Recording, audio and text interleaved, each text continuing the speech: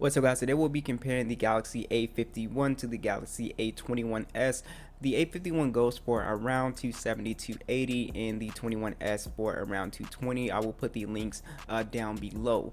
So let's go ahead and jump into it. So these are kind of close in price a little bit, so let's go ahead and narrow it down so you can make the right decision. So for the hardware, it's pretty much the same here. You have pretty much the same kind of setup. It's a plastic design here, and the A51 is slightly thinner and lighter than the A21s. The A21s actually has a bit of a weight to it because of the 5,000 milliamp battery as compared to the 4,000 milliamp battery in the A51. So you definitely notice that weight there. But two very beautiful phones. You get the psychedelic shifting color as well as the really pretty camera setup, one of my favorites. You have the physical fingerprint scanner on the A21s, and you have the in-display one on the A51, which they're both very fast. Obviously the physical one is going to be faster than the in-display one, but the in-display one to me is just much more cooler, and it is pretty fast, so it works 100% of the time if you do it right.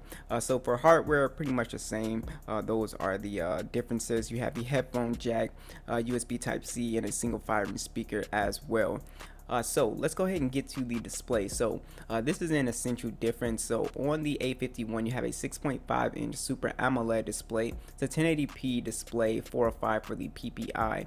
On the A21s you have a TFT display. It's a 6.5 inch 720 by 1600 270 for the PPI. Big difference in display quality. The Super AMOLED display on the A51 is just much better. The blacks are deeper, the colors are very vibrant, and on the TFT display, compared to the A51, it does look a little bit washed, and it's just not as colorful, and again, it's not 1080p, and the pixel density is much lower. So they both have the punch hole. Now I really like the punch hole in the middle, and I like that they just both have punch holes instead of the notch, but the A51's punch hole is just a tad bit smaller than the A21s. That is one thing I noticed as well, but both pretty good displays. But again, you're paying more money for the A51, but I definitely think it's worth it if you watch a lot of media content. Then if you're into a lot of content, I would definitely go with the A51 here. But for everyday casual use, they're both fine. Like I said, the punch holes in the middle, and you have one on the left on the A21s, which I really like. Alright, so let's talk about software. So you have Android 10 on both of these guys right out of the box. One UI 2.1 on the A51 and one UI 2.0 on the A21s. It's not the same. You're missing the Bixby, Bixby on the left hand side, and you're also missing the Samsung Edge, and you're also missing secure folders on the A21s. So it is a stripped back version of One UI. So do note that you're going to be missing a couple of features. Now on the A21s you have the Exynos 850 and the Mali G52, and on the A51 you have the Exynos 9611 and the Mali G72. So basically the A51 is just going to be the overall smoother experience, and it's going to be better for gaming as well. So that now both of these phones have micro SD card support as well. On the A51 you have 64 gigs of internal storage and 4 gigs of RAM. On the A21s you have 32 gigs of storage and 3 gigs of RAM. So a little bit more RAM and a little bit more storage on the A51. So overall, while the A21s is not laggy by any means, it's definitely not as fast and as fluid as the A51. Alright, so let's go ahead and talk about the cameras on here. So surprisingly, you have a quad camera setup on the A21s as well as the A51s. So on the 21s you have a 48 megapixel wide, 8 megapixel ultra wide, 2 megapixel macro, 2 megapixel depth sensor. It shoots in 1080p, and you also have a 13 megapixel selfie camera that shoots in 1080p.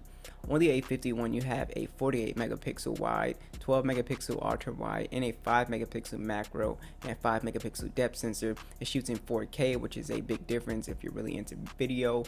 You also have a 32 megapixel selfie camera, so much higher resolution photos, and it shoots in 1080p. So again, the same thing theme here. Overall, pictures are going to be better on the A51. Color is just much more accurate. Dynamic range is better. Just a bit more attention to detail with the photos. But I have to give it to the A21s. It takes some really good photos for this price range.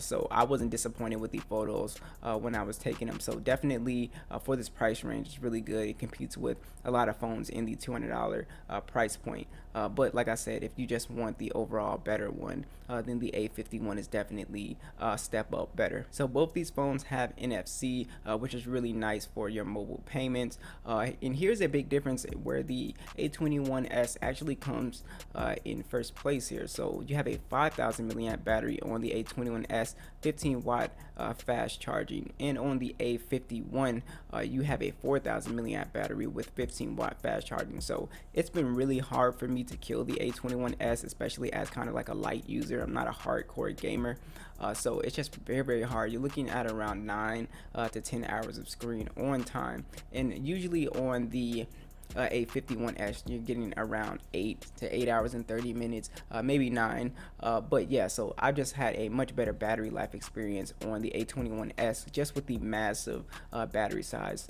So that is very impressive there, and it is reason to get the A51 or the A21s over the A51 if you just want a phone that's just gonna last a really long time on battery. So that's pretty much it. Those are the essential differences, and I will catch you guys in the next one.